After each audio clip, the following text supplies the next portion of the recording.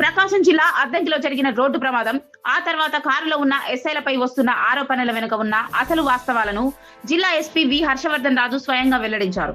August 16వ తేదీ సాయంత్రం 5:15 సమయంలో అద్దంకి పరిధిలోని శంకవరపుపాడు వద్ద ఒక కారు ఎదురుగా వస్తున్న బైక్ ను తప్పించబోయి వెనుక వస్తున్న ఆటోను ఢీకొట్టడంతో నలుగురికి గాయాలయ్యాయి.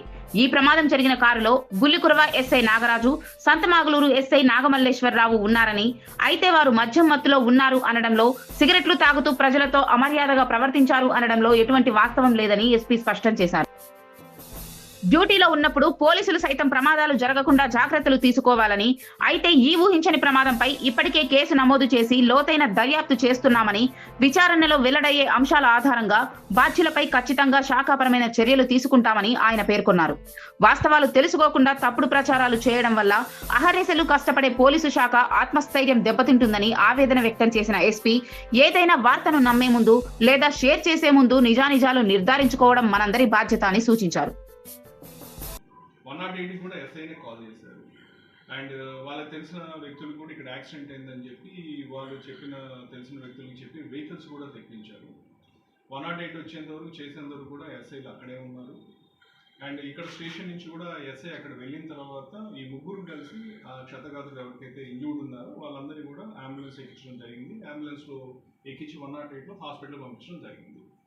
అయిన తర్వాత సబ్ ఇన్స్పెక్టర్స్ హాస్పిటల్ కూడా వెళ్ళారు. దానికి మన వీడియో ఎవిడెన్స్ కూడా ఉంది. హాస్పిటల్కి వెళ్ళి అక్కడ వాళ్ళని చేసి దాంట్లో ఒకరికి కొంచెం ఎక్కువగా ఇంజురీ అయిందని అంటే వాళ్ళని వెంకటరమణ హాస్పిటల్కి షిఫ్ట్ చేసేదా కూడా మా ఎస్ఐసి షిఫ్ట్ చేశారు. అండ్ ఎస్ఐ హాస్పిటల్ దగ్గర ఉన్నదానికి కూడా మాకు వీడియో ఎవిడెన్స్ ఉంది. సో దీంట్లో ఎస్ఐలు పారిపోయారు, ఎస్ఐలు తాగిన మత్తులో ఉన్నారు, వాళ్ళు చేశారనేది మటుకు అది పూర్తిగా అవాస్తవం. అది కరెక్ట్ కానే కాదు. నంబర్ 1 తాగారు, ఎస్ఐలు తాగిన మత్తులో అన్నారు. సిగరెట్ దిగగానే సిగరెట్ తాగారన్నారు. అది చేసే టైంలో మా అద్దంకి ఎస్ఐ గారు కూడా అక్కడే ఉన్నారు. అది కూడా పూర్తిగా వాస్తవం. మూడో విషయము, బండిలో గాంజా ఉంది, ప్రైవేట్ వెహికల్లో వస్తున్నారంటే అవును, అందరికి తెలిసిన విషయం. వాళ్ళు అక్కడి నుంచి టెంపుల్ నుంచి వస్తున్నారు. వాళ్ళు టెంపుల్కి వెళ్ళారు, టెంపుల్ నుంచి వస్తున్నారు. వచ్చిన క్రమంలో మా ఇన్ఫర్మేషన్ దానికి సంబంధించి గాంజా, ఒక కేసుకి సంబంధించిన గాంజా మా వాళ్ళు సీజ్ చేశారు. గాంజా సో సీజ్ చేసిన గాంజా వెహికల్లో ఉంది. ఆ లిక్కర్ బాటిల్ కూడా సీజ్ చేశారు, లిక్కర్ బాటిల్ కూడా వెహికల్లో ఉంది. సో దానికి సంబంధించినవన్నీ కూడా నేను కేసు రిజిస్టర్ చేస్తాం, అది కోర్టులో ప్రొడ్యూస్ చేస్తాం. దానికి సంబంధించి ప్రాపర్గా విచారణ చేసి దానికి సంబంధించి కోర్టుకి అన్ని కూడా డీటెయిల్స్ ఇస్తాము. తర్వాత తాగిన మత్తు, ఇద్దరు ఎస్ఐలు తాగారని కూడా పూర్తిగా వాస్తవం. తాగిన వారైతే అక్కడే ఉండి చాలాసేపు వాళ్ళతో మాట్లాడడం జరిగింది. ఎక్కడ కూడా ఎవరితోటి కూడా వాళ్ళు హార్ష్గా బిహేవ్ చేసింది లేదు, ఎవరితోటి కూడా గొడవ పెట్టుకుంది లేదు, ఎవరితోటి దురుసుగా ప్రవర్తించింది లేదు. 108 కాల్ చేసి రెస్పాన్సిబుల్గా వాళ్ళు రెస్పాన్సిబిలిటీ తీసుకొని హాస్పిటల్ షిఫ్ట్ చేయడం, వాళ్ళు హాస్పిటల్ చేయడం అనేది జరిగింది.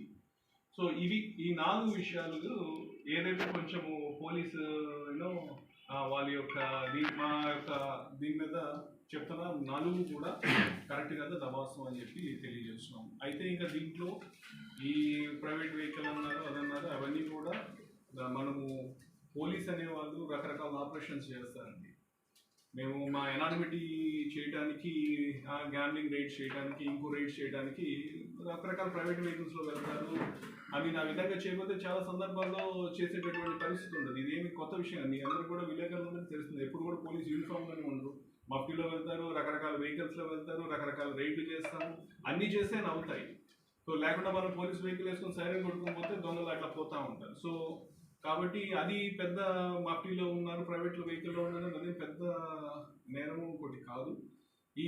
అంటే యాక్సిడెంట్ అంటాము, డ్యూటీలో ఉన్నప్పుడు యాక్సిడెంట్ జరగడం అనేది కొంచెము అది కరెక్ట్ కాదు. అది కొంచెం చూసుకోవాల్సిన అవసరం, కొంచెం జాగ్రత్త తీసుకోవాలి. అయితే అది కూడా ఏంటంటే అనుకోని పరిస్థితి. ఒక అతను బైక్లోంచి ఆపోజిట్ వెహికల్లో రావడం, ఈవెన్ ఆటో కూడా ఆపోజిట్ వెహికల్లో రావడం వల్ల ఇది తప్పించిపోయి దానికి అయింది తప్పితే అది కూడా వేరే విషయంగా కాదు. అయినప్పటికీ కూడా వాళ్ళకి యాక్సిడెంట్ అయితే మనం చింతిస్తాం. దానికి సంబంధించి మనం ఏదైతే డిసిప్లినరీ యాక్షన్ తీసుకోవాలో, కొంచెం వాళ్ళ రోడ్ సేఫ్టీ దానికి సంబంధించి అది కూడా తీసుకుంటాం.